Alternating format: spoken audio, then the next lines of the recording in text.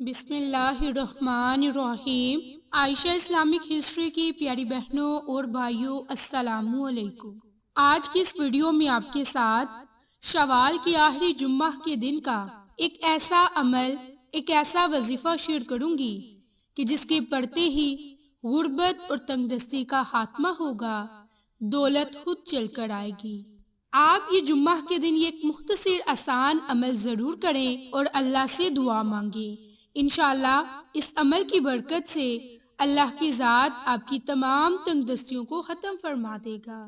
میری بہنوں اور بھائیوں، آج کی اس ویڈیو میں آپ کے ساتھ جمعہ کے دن قرآنی سورت اور قرآنی کلمات کا خاص عمل شیئر کروں گی۔ قرآنی سورت تو آپ نے کسی محسوس جگہ بیٹھ کر اس قرآنی سورت کو پڑھنا ہے، اور قرآنی کلمات تو آپ چاہیں چلتے پھرتے اٹھتے بیٹھتے کسی بھی جائز حاجت کے لیے، جائز مقاصد کے لیے، غیب سے دولت حاصل کرنے کے لیے اس عمل کو، اس وظیفے کو کر سکتے ہیں۔ میری اسلامی بہنوں اور بھائیوں، الحمدللہ جمعہ کا دن تمام دنوں میں سے سب سے زیادہ افضل دن ہے، اور اس دن میں ایک گھڑی ایسی ہے کہ جس میں ہر حال میں دعا قبول ہوتی ہے۔ تو اس لیے ہمیں چاہیے کہ ہم اس جمعہ کے دن اللہ کو راضی کریں اور اس مبارک گھڑی کو حاصل کرنے کی کوشش کریں اور اپنے نصیب کو بدلنے کی کوشش کریں، کیونکہ ہمیں تو معلوم نہیں کہ وہ کون سی مبارک گھڑی ہے۔ تو لہٰذا ہمیں کوشش کرنی چاہیے کہ نماز جمعہ سے لے کر نماز مغرب تک ہم اللہ کا کثرت کے ساتھ ذکر کریں، درود پاک پڑھیں، اللہ سے دعا کریں۔ انشاءاللہ ہمیں جمعہ کے دن کی وہ خاص گھڑی ضرور نصیب ہوگی، اور ہماری حاجتیں پوری ہوں گی، ہماری خواہشات پوری ہوں گی، اور اللہ کی ذات ہمیں غیب سے بے شمار دولت عطا فرما دے گا۔ میری بہنوں اور بھائیوں، اس عمل کی برکت سے تنگ دستیاں ختم ہو جائیں گی اور کبھی بھی آپ کو فاقے نہ ہوں گی۔ میری اسلامی بہنوں اور بھائیوں، یہ عمل، یہ وظیفہ ذکر کرنے سے پہلے میری آپ تمام سے گزارش ہے کہ جن لوگوں نے ابھی تک میرے چینل عائشہ اسلامک ہسٹری کو سبسکرائب نہیں کیا، وہ نیچے موجود لال رنگ کے بٹن کو دبا دیں اور ساتھ موجود بیل آئیکن کو دبا کر آل نوٹیفیکیشن پر کلک کر دیں، تاکہ میری ہر نئی آنے والی ویڈیوز کی اپڈیٹ آپ تک بآسانی پہنچ سکے۔ جزاک اللہ۔ میری اسلامی بہنوں اور بھائیوں، پہلا وظیفہ خاص طور پر غربت کو ختم کرنے کے لیے ہے۔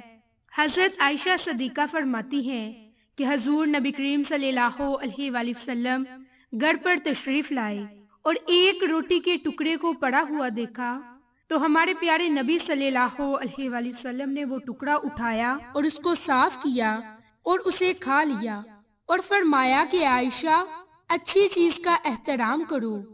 یہ چیز یعنی روٹی جب کسی قوم سے بھاگتی ہے تو لوٹ کر نہیں آتی۔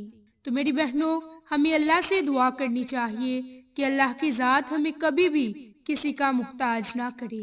ہم میں سے کوئی بھی کسی کی محتاجی پسند نہیں کرتا اور نہ ہی کسی کا محتاج ہونا چاہتا ہے۔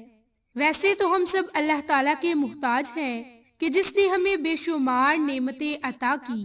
انسان اگر ان نعمتوں کو گننے لگ جائے تو اس کی زندگی ختم ہو جائے، لیکن اس کی نعمتیں ختم نہ ہوں گی، اور ہمیں ویسے بھی کسی بھی انسان کی محتاجی سے بچنا چاہیے۔ اللہ تعالیٰ ہمیں اپنے حفظ و امان میں رکھے اور کبھی بھی کسی کا محتاج نہ ہونے دے۔ میری اسلامی بہنوں اور بھائیوں، جو پہلا وظیفہ، پہلا عمل ہے، وہ آپ نے قرآنی کلمات پر منحصر ہے، اور ان قرآنی کلمات کی بڑی فضیلت، بڑی ہی برکات ہے، اور وہ قرآنی کلمات لا الہ الا اللہ المالک الحق المبین، لا الہ الا اللہ المالک الحق المبین۔ میرے اسلامی بہنوں اور بھائیوں، ان قرآنی کلمات کی برکت سے آپ کے دو مسائل حل ہو جائیں گے۔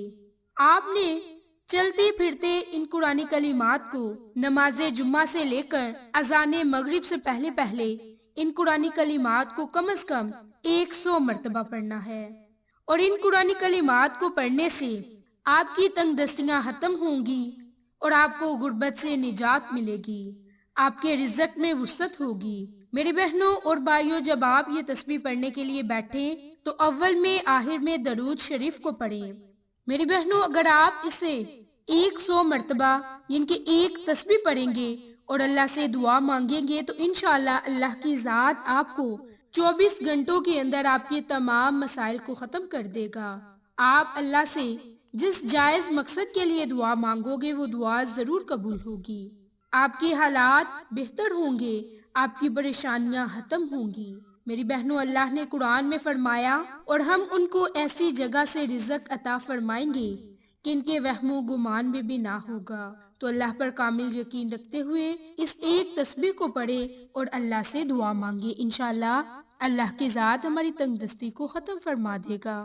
میری اسلامی بہنوں اور بھائیوں، دوسرا وظیفہ غربت کے خاتمے کے لیے وسائل اور مال اور دولت چاہیے۔ تو یہ ایک مختصر آسان قرآنی سورت کا عمل ہے جو آپ نے آج جمعہ کے دن لازم کرنا ہے، جس کی برکت سے آپ کے رزق میں برکت ہوگی۔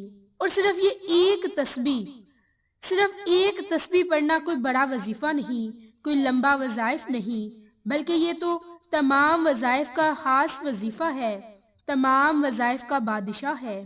تو اگر آپ اس ایک قرآنی عمل کو کریں گے تو انشاءاللہ آپ کو امید کی کرن نظر آئے گی، آپ کے گھر سے رزق روزی کی تنگی دور ہوگی۔ میری بہنوں اور بھائیوں، جس قرآنی سورت کی میں آپ سے بات کر رہی ہوں وہ قرآنی سورت واقعہ ہے۔ اس کے متعلق ہمارے پیارے نبی نے فرمایا کہ جو شخص یعنی کہ جس گھر میں سورت واقعہ کی تلاوت کی جائے اس گھر میں رزق کی کبھی بھی تنگ دستی نہیں آتی۔